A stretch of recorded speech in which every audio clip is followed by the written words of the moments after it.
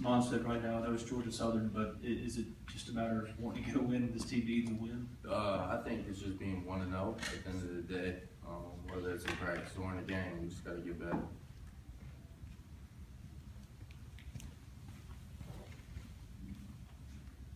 Maybe now the sting of the loss isn't quite as bad as it was Saturday night. Have you reflected any on your record-setting performance? No, it still hurts.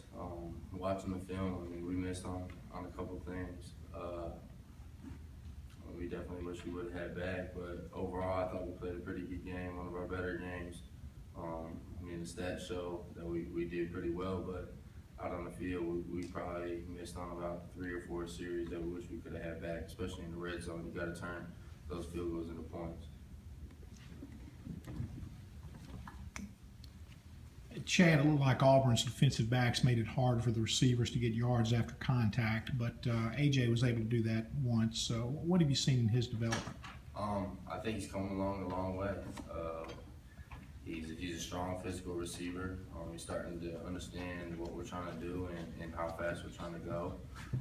Not only that, I think he's starting to become more of a playmaker, make plays after catches.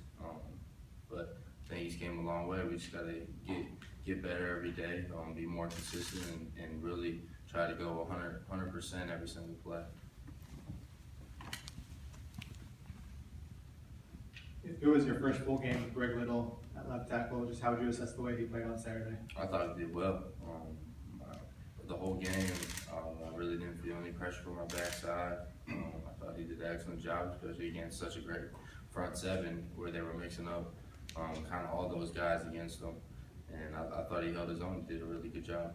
He was a highly recruited kid, and obviously it's taken time to kind of get acclimated. But what kind of potential do you see, at least from your vantage point, for him at that? I mean, he's one of the biggest guys I've ever met.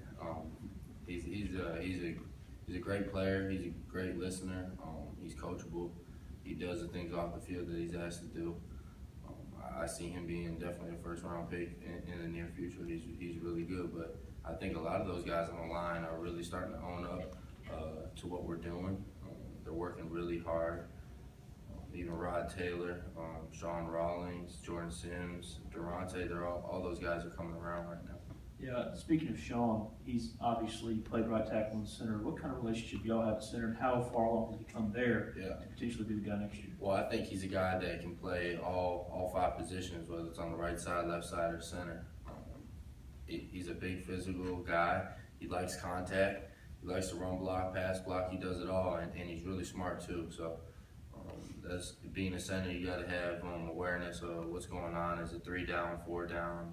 Is the will up tough or whatever it is? So I think those guys are really doing a good job up front.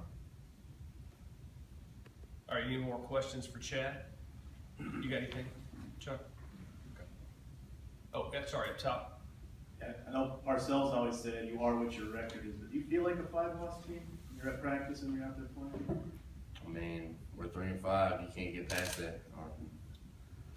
It stinks that that's the case right now, but you know what? We gotta look at it differently. That it's another day to get better, and a lot of us are playing not only for ourselves but for our family and for the guys around us. So 3-5, it is what it is, and we just gotta be 1-0 by the next game.